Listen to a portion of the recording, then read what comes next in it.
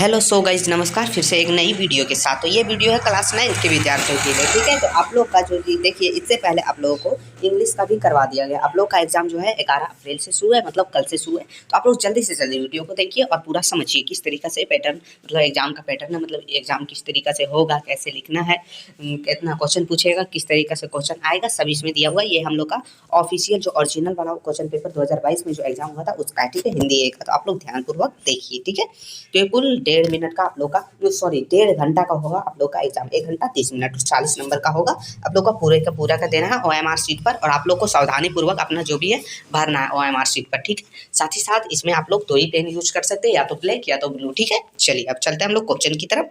तो क्वेश्चन में हम लोग का इससे पहले दिया है कि निम्नलिखित गद्यांश को ध्यानपूर्वक पढ़कर प्रश्न है संख्या 1 से 5 तक के लिए सही विकल्प का चयन करें, ठीक है। तो देखिए आप लोग को एक यहाँ गद्यांश दिया हुआ रहेगा, आप लोग ध्यानपूर्वक ये गद्यांश को आप लोग पढ़ लीजिएगा। इसका PDF हमारे टेलीग्राम चैनल पर मिल जाएगा, आप वहाँ जाके डाउनलोड कर लीजिएगा, ठीक है। उसका लिंक डिस्क्रिप्शन में दिया हुआ है।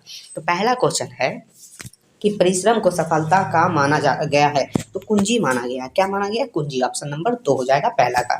चलिए दूसरा देखेंगे, जीवन में सफलता किससे प्राप्त होती है? तो पुरुषार्थ से प्राप्त होती है। किससे? पुरुषार्थ, ठीक है। ऑप्शन नंबर 3 इसका बिल्कुल सही हो जाएगा। चलिए तीसरा नंबर क्वेश्चन जो बोल रहा है, उद्योगी पुरुष सिंह को कौन वरण करती है?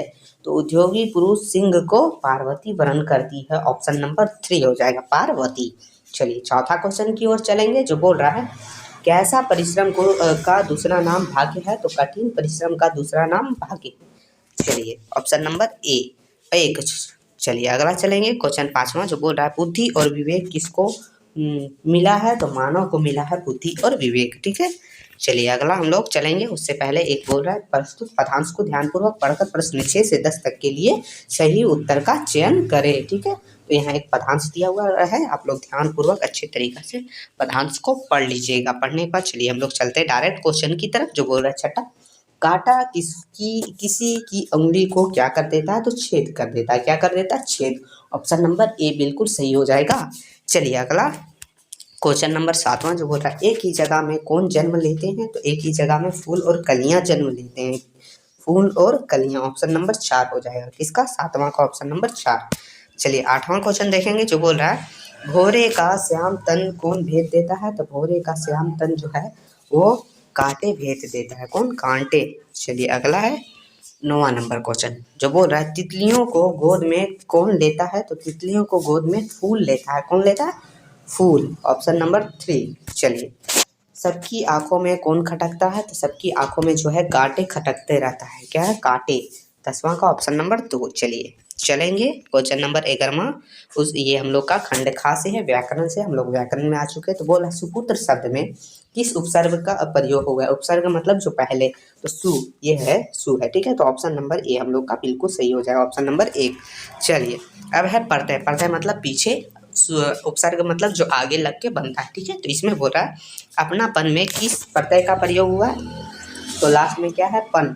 तो ये जो हम लोग का 12वां का जो आंसर हो जाएगा ऑप्शन नंबर 2 हो जाएगा, पन, ठीक है। अपनापन में पन प्रत्यय का उपयोग हुआ। सूर्य का सही पर्यायवाची शब्द है। सूर्य का पर्यायवाची शब्द इनमें से कौन है? तो दिनकर। ऑप्शन नंबर ए हो जाएगा। किसका? 13वां का ऑप्शन नंबर ए। चलिए अब चलेंगे क्वेश्चन नंबर 14। तो 14 क्वेश्चन नंबर है जो बोल रहा है, मैं कहता हूँ वाक्य में ने प्रत्यय के प्रयोग से कौन सा परिवर्तन होगा? तो ये 14 नंबर का जो आंसर है ऑप्शन नंबर 3 हो जाएगा। क्या? मैंने कहा है। मैंने कहा है, ठीक है। चलिए अगला 15 नंबर क्वेश्चन देखेंगे जो बोल रहा है, कुल कुल शब्द युग्म का सही अर्थ है। तो कुल कुल शब्द युग्म का सही अर्थ क्या है? तो ये ऑप्शन नंबर ए हो जाएगा, योग किनारा। योग किनारा। चलिए ऑप्शन नंबर 1। चलिए 16 नंबर क्वेश्चन देखेंगे हम लोग जो बोल रहा है, परिश्रमी लड़के परीक्षा में सफल होते हैं, रचना के आधार पर वाक्य भेद बताएं। तो ये कैसा वाक्य है? तो ये 16 का ऑप्शन नंबर 3 मतलब सरल वाक्य है। क्या है? सरल वाक्य। चलिए अगला चलेंगे क्वेश्चन नंबर 17 की तरफ जो बोल रहा है, सूर्योदय हुआ और उजाला छा गया, रचना के आधार पर कौन सा वाक्य है? तो ये जो हम लोग का 17 का जो आंसर है ऑप्शन नंबर 2 संयुक्त वाक्य। कैसा है? संयुक्त वाक्य, ठीक है। 18वां क्वेश्चन की तरफ चलेंगे, ये हम लोग का बोल रहा है, हर मनुष्य में खाली स्थान गुण होना चाहिए। तो कैसा गुण होना चाहिए? तो वो ये हम लोग का जो 18वां का आंसर है ऑप्शन नंबर 2 हो जाएगा, मानवीय गुण होना चाहिए, ठीक है। मानवीय गुण होना चाहिए। चलिए 19 नंबर क्वेश्चन चलेंगे, जो बोल रहा है संतरा मीठा है, यह वाक्य किस विशेषण का उदाहरण है? तो जो 19 का आंसर है ऑप्शन नंबर 4, एक गुणवाचक, गुण है इसका मीठा, कैसा गुण बता रहा है, ठीक है। आम मतलब राम अच्छा है, तो उसमें भी आप लोग का विशेषण हो जाएगा, ठीक है, मतलब गुणवाचक हो जाएगा, मतलब जिसमें गुण बताए। 9 2 11 होना, मुहावरे का सही अर्थ क्या है? तो 9 2 11 होना या ना भाग जाना, ऑप्शन नंबर 3 हो जाएगा, ठीक है।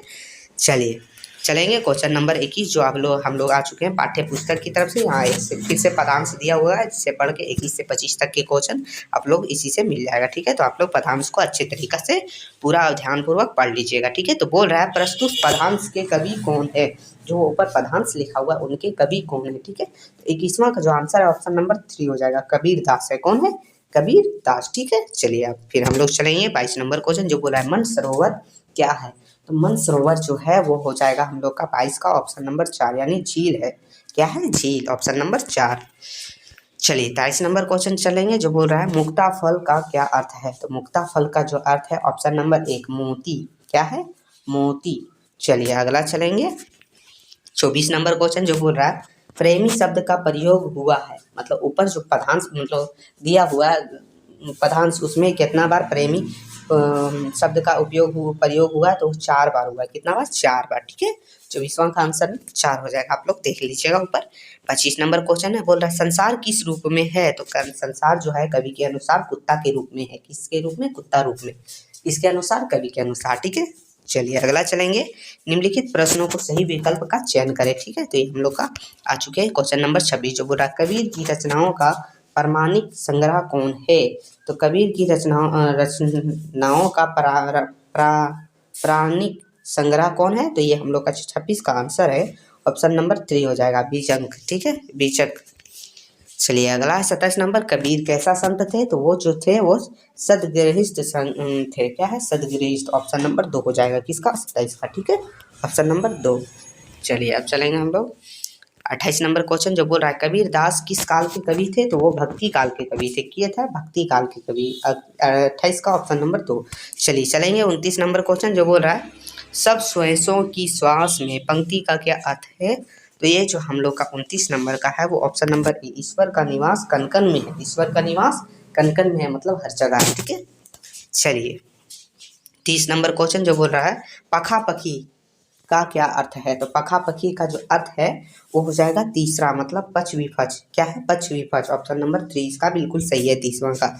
चलिए अब चलेंगे फिर से एक गद्यांश दिया हुआ है, जो प्रस्तुत गद्यांश को ध्यानपूर्वक पढ़कर प्रश्न संख्या 31 से 35 तक के लिए सही उत्तर का चयन करें, ठीक है। तो आप लोग को जो पदांश है आप लोग गद्यांश से जो आप लोग पढ़ लीजिएगा अच्छे तरीका से, और फिर पढ़ने के बाद देखिए पूछ रहा है प्रस्तुत गद्यांश के किस पार्ट का है? तो जो गद्यांश है वो किस पार्ट का है? तो वो है दो बैलों की कथा, ऑप्शन नंबर 2 हो जाएगा, किसका? 31 का ऑप्शन नंबर 2 हो जाएगा। चलिए 32 का दोनों मित्र क्या थे? तो बैल थे। क्या थे? बैल थे, ऑप्शन नंबर 1 हो जाएगा 32 का ऑप्शन नंबर 1। चलिए अब चलेंगे क्वेश्चन नंबर 33, तो वो 33 बोल रहा है साबिका का क्या अर्थ है? तो साबिका का जो अर्थ है वो हम लोग का हो जाएगा 33 का ऑप्शन नंबर 30, सरोकार। क्या है? सरोकार अर्थ है, ठीक है, सबिका का। चलिए 34 नंबर क्वेश्चन देखेंगे, जो बोल रहा है दोनों मित्र को कहाँ बंद कर दिया गया था? तो दोनों मित्र को जो है कांची हाउस में बंद कर दिया गया था, ऑप्शन नंबर 4 हो जाएगा 34 का, ठीक है। चलिए अब चलेंगे हम लोग क्वेश्चन नंबर 35 की तरफ, जो बोल रहा है सारा दिन दोनों मित्र किधर टकटकी लगाए ताकते रहे? तो वो फाटक की तरफ ताकते रहे कि कब खुलेगा, ठीक है, ऑप्शन नंबर ए हो जाएगा 35वां का, ठीक है, ऑप्शन नंबर 1। चलिए अब चलेंगे 36 नंबर क्वेश्चन, जो बोल रहा है कि तिब्बत में सबसे खतरनाक खतरे की जगह को क्या कहा गया है? तो तिब्बत में सबसे खतरे की जगह को जो है वो डांडे कहा गया, ठीक है, डांडे, डांडे, ऑप्शन नंबर 4 हो जाएगा इसका बिल्कुल सही। 37 नंबर देखेंगे, तो बोल रहा है लहासा की ओर किस प्रकार का पाठ है? तो ये हम लोग का जो है 37 नंबर का ऑप्शन नंबर 3 होगा, क्या है? यात्रा वृतांत, ठीक है, यात्रा वृतांत, ऑप्शन नंबर 3 इसका बिल्कुल सही है 37 का।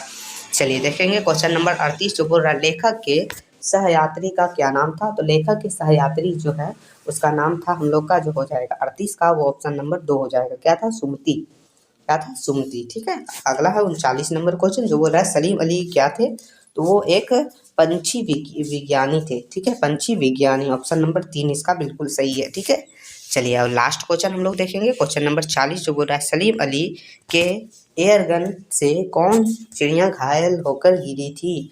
तो ये हम लोग का है गोरैया। कौन गिरी थी? गोरैया। ठीक है, तो ये हम लोगों ने 40 क्वेश्चन किया है जो प्रीवियस ईयर क्वेश्चन पेपर है और आप लोग के इस एग्जाम में बहुत ही इंपॉर्टेंट है। तो आप लोग पूरा से पूरा कर लीजिएगा और वीडियो थोड़ा सा भी हेल्पफुल लगा हो तो चैनल को सब्सक्राइब कर दीजिएगा, ताकि जैसे ही कोई भी वीडियो हो तो आप लोग आए तो आप लोग को सबसे पहले मिल सके। ठीक है, तो फिर मिलते हैं आगे की वीडियो में, तब तक के लिए धन्यवाद।